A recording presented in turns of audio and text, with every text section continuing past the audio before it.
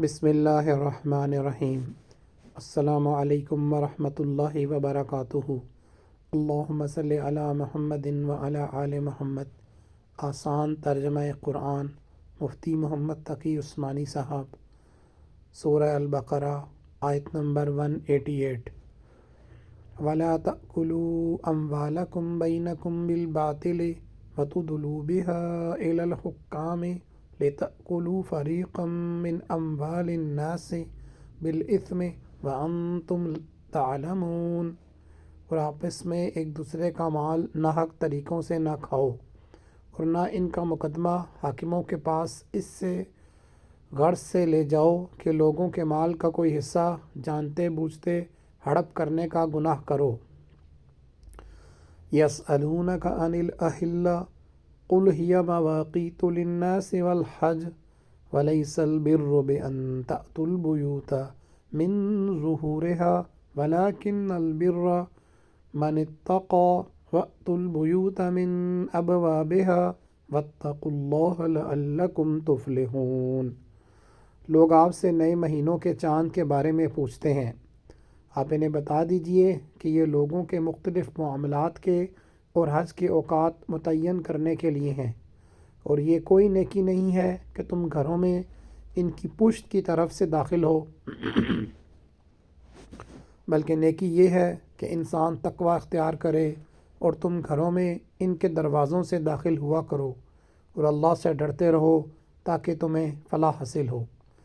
بعض اہل عرب کا یہ معمول تھا کہ اگر حج کا احرام باندھنے کے بعد انہیں کسی ضرورت سے گھر واپس جانا پڑتا تو وہ گھر کے عام دروازے سے داخل ہونے کو ناجائز سمجھتے تھے، اور ایسی صورت میں گھر کے پچھلے حصے سے داخل ہوتے تھے، خواہ اس کے لیے انہیں گھر میں نقیب ہی کیوں نہ لگانی پڑے۔ یہ آیت اس فضول رسم کو بے بنیاد قرار دے رہی ہے۔ وَقَاتِلُوا فِي سَبِيلِ اللَّهِ الَّذِينَ يُقَاتِلُونَكُمْ وَلَا تَعْتَدُوا إِنَّ اللَّهَ لَا يُحِبُّ الْمُعْتَدِينَ۔ اور ان لوگوں سے اللہ کے راستے میں جنگ کرو جو تم سے جنگ کرتے ہیں، اور زیادتی نہ کرو، یقین جانو کہ اللہ زیادتی کرنے والوں کو پسند نہیں کرتا۔ یہ آیات اس وقت نازل ہوئی تھیں جب مکہ کے مشرکین نے حضرت صلی اللہ علیہ وآلہ وسلم اور آپ کے صحابہ کو صلح حدیبیہ کے موقع پر عمرہ ادا کرنے سے روک دیا تھا، اور یہ معاہدہ کیا تھا کہ وہ اگلے سال آ کر عمرہ کریں گے۔ جب اگلے سال عمرے کا ارادہ کیا گیا تو کچھ صحابہ کو یہ خطرہ ہوا کہ کہیں مشرکین مکہ عہد شکنی کر کے ہم سے لڑائی شروع نہ کر دیں۔ اگر ایسا ہوا تو مسلمانوں کو یہ مشکل پیش آئے گی کہ حدود حرم میں اور خاص طور پر ذی قعدہ کے مہینے میں لڑائی کیسے کریں، جبکہ اس مہینے میں جنگ ناجائز ہے۔ ان آیات نے وضاحت فرمائی کہ اپنی طرف سے تو جنگ نہ کی جائے، البتہ اگر کفار معاہدہ توڑ کر جنگ شروع کر دیں تو ایسی صورت میں مسلمانوں کے لیے جنگ جائز ہے، اور اگر وہ حدود حرم اور محترم مہینے کی حرمت کا لحاظ کیے بغیر حملہ آور ہو جائیں تو مسلمانوں کے لیے بھی ان کی زیادتی کا بدلہ لینا درست ہے۔ وَاقْتُلُوهُمْ حَيْثُ ثَقِفْتُمُوهُمْ وَأَخْرِجُوهُمْ مِنْ حَيْثُ أَخْرَجُوكُمْ وَالْفِتْنَةُ أَشَدُّ مِنَ الْقَتْلِ وَلَا تُقَاتِلُوهُمْ عِنْدَ الْمَسْجِدِ الْحَرَامِ حَتَّى يُقَاتِلُوكُمْ فِيهِ فَإِنْ قَاتَلُوكُمْ فَاقْتُلُوهُمْ كَذَلِكَ جَزَاءُ الْكَافِرِينَ۔ اور تم ان لوگوں کو جہاں پاؤ قتل کرو، اور انہیں اس جگہ سے نکال باہر کرو جہاں سے انہوں نے تمہیں نکالا تھا، اور فتنہ قتل سے زیادہ سنگین برائی ہے، اور تم ان سے مسجد حرام کے پاس اس وقت تک لڑائی نہ کرو جب تک وہ خود اس میں تم سے لڑائی شروع نہ کریں۔ ہاں اگر وہ تم سے اس میں لڑائی شروع کر دیں تو تم ان کو قتل کر سکتے ہو، ایسے کافروں کی سزا یہی ہے۔ لفظ فتنہ قرآن کریم میں مختلف معنوں میں استعمال ہوا ہے، جن میں سے ایک معنی ظلم اور تشدد کے بھی ہیں، اور شاید یہاں یہی معنی مراد ہوں۔ مشرکین مکہ نے مسلمانوں کو اپنے دین پر عمل سے روکنے کے لیے بدترین تشدد روا رکھا ہوا تھا۔ لہٰذا بظاہر یہاں مقصد یہ ہے کہ اگرچہ کسی کو قتل کرنا اپنی ذات میں کوئی اچھی بات نہیں ہے، لیکن فتنہ اس کے مقابلے میں زیادہ سخت برائی ہے، اور جہاں فتنے کا سد باب قتل کے بغیر ممکن نہ ہو وہاں قتل کے سوا چارہ نہیں ہے۔ فَإِنِ انْتَهَوْا فَإِنَّ اللَّهَ غَفُورٌ رَحِيمٌ، پھر اگر وہ باز آ جائیں تو بے شک اللہ بخشنے والا بڑا مہربان ہے۔ وَقَاتِلُوهُمْ حَتَّى لَا تَكُونَ فِتْنَةٌ وَيَكُونُ الدِّينُ لِلَّهِ فَإِنِ انْتَهَوْا فَلَا عُدْوَانَ إِلَّا عَلَى الظَّالِمِينَ، اور تم ان سے لڑتے رہو یہاں تک کہ فتنہ باقی نہ رہے اور دین اللہ کا ہو جائے۔ پھر اگر وہ باز آ جائیں تو سمجھ لو کہ تشدد سوائے ظالموں کے کسی پر نہیں ہونا چاہیے۔ یہاں یہ بات سمجھنے کی ہے کہ جہاد کا اصل مقصد کسی کو اسلام پر مجبور کرنا نہیں ہے۔ یہی وجہ ہے کہ عام حالات میں کوئی شخص کفر پر اصرار کرے تب بھی جزیے کے ذریعے اسلامی حکومت کے قوانین کی اطاعت کر کے اپنے مذہب پر قائم رہ سکتا ہے، لیکن جزیرہ عرب کا حکم مختلف ہے۔ یہ وہ ملک ہے جہاں رسول اللہ صلی اللہ علیہ وآلہ وسلم کو براہ راست بھیجا گیا، اور جہاں کے لوگوں نے حضرت صلی اللہ علیہ وسلم کے معجزات اپنی آنکھوں سے دیکھے اور آپ صلی اللہ علیہ وآلہ وسلم کی تعلیمات براہ راست سنی۔ ایسے لوگ اگر ایمان نہ لائیں تو پچھلے انبیاء علیہ السلام کے زمانوں میں انہیں عذاب عام کے ذریعے ہلاک کیا گیا۔ حضرت صلی اللہ علیہ وآلہ وسلم کے زمانے میں عذاب عام موقوف کر فرما دیا گیا، لیکن یہ حکم دیا گیا کہ جزیرہ عرب میں کوئی کافر مستقل شہری کی حیثیت میں نہیں رہ سکتا۔ یہاں اس کے لیے تین ہی راستے ہیں، یا اسلام لائے، یا جزیرہ عرب سے باہر چلا جائے، یا جنگ میں قتل ہو جائے۔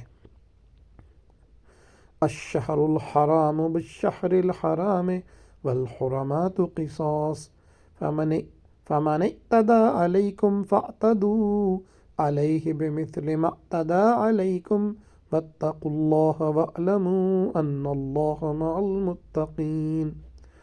حرمت والے مہینے کا بدلہ حرمت والا مہینہ ہے، اور حرمتوں پر بھی بدلے کے احکام جاری ہوتے ہیں۔ چنانچہ اگر کوئی شخص تم پر کوئی زیادتی کرے تو تم بھی ویسی ہی زیادتی اس پر کرو جیسی زیادتی اس نے تم پر کی ہو، اور اللہ سے ڈرتے رہو اور اچھی طرح سمجھ لو کہ اللہ انہی کا ساتھی ہے جو اس کا خوف دل میں رکھتے ہیں۔ یعنی اگر کوئی شخص مہینے کی حرمت پامال کر کے تم سے لڑائی کرے تو تم بھی اس سے بدلہ لے سکتے ہو۔ وَأَنْفِقُوا فِي سَبِيلِ اللَّهِ وَلَا تُلْقُوا بِأَيْدِيكُمْ إِلَى التَّهْلُكَةِ وَإِنْ أَحْسِنُوا إِنَّ اللَّهَ يُحِبُّ الْمُحْسِنِينَ، اور اللہ کے راستے میں مال خرچ کرو اور اپنے آپ کو خود اپنے ہاتھوں ہلاکت میں نہ ڈالو، اور نیکی اختیار کرو، بے شک اللہ نیکی کرنے والوں سے محبت کرتا ہے۔ اشارہ یہ ہے کہ اگر تم نے جہاد میں خرچ کرنے سے بخل سے کام لیا اور اس کی وجہ سے جہاد کے مقاصد حاصل نہ ہو سکے تو یہ اپنے پاؤں پر کلہاڑی مارنے کے مترادف ہوگا، کیونکہ اس کے نتیجے میں دشمن مضبوط ہو کر تمہاری ہلاکت کا سبب بنے گا۔ وَأَتِمُّوا الْحَجَّ وَالْعُمْرَةَ لِلَّهِ فَإِنْ أُحْصِرْتُمْ فَمَا اسْتَيْسَرَ مِنَ الْهَدْيِ وَلَا تَحْلِقُوا رُؤُوسَكُمْ حَتَّى يَبْلُغَ الْحَدْيُ مَحِلَّهُ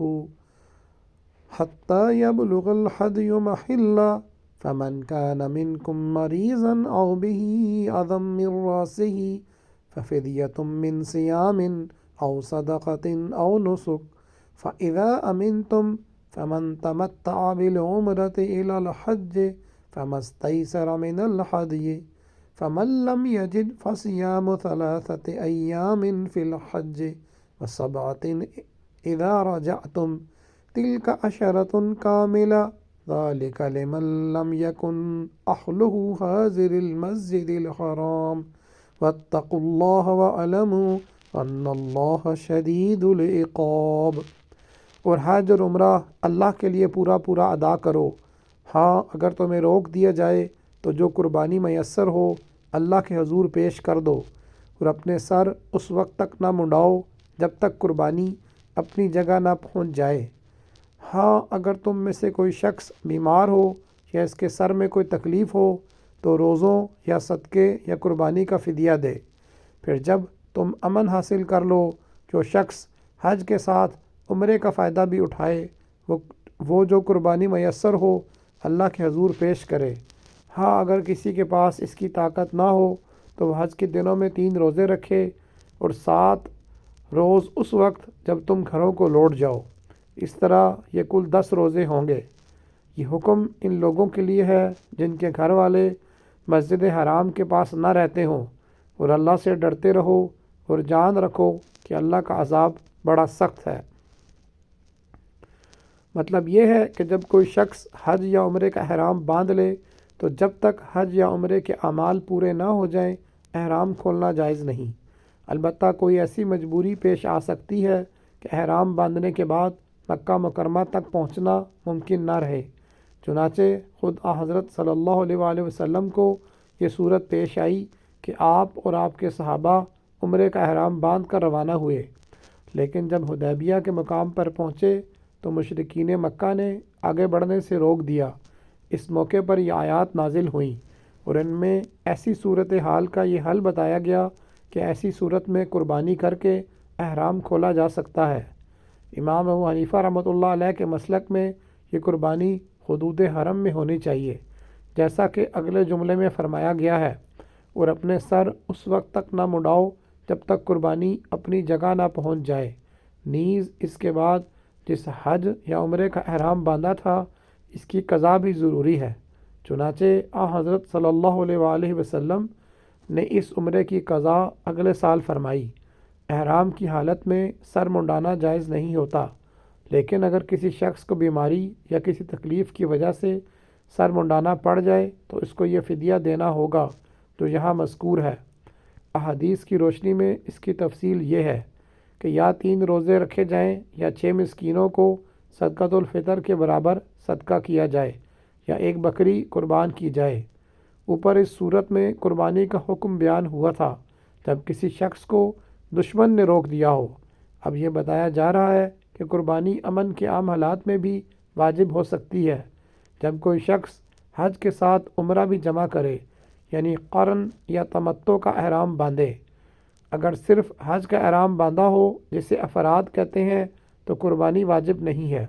البتہ اگر کوئی شخص قران یا تمتع کے باوجود قربانی کی استطاعت نہ رکھتا ہو تو وہ قربانی کے بدلے 10 روزے رکھ سکتا ہے، جن میں سے 3 روزے عرفہ کے دن یعنی 9 ذی الحجہ تک پورے ہو جانے چاہیے، اور 7 روزے حج سے فارغ ہونے کے بعد رکھنے ہوں گے۔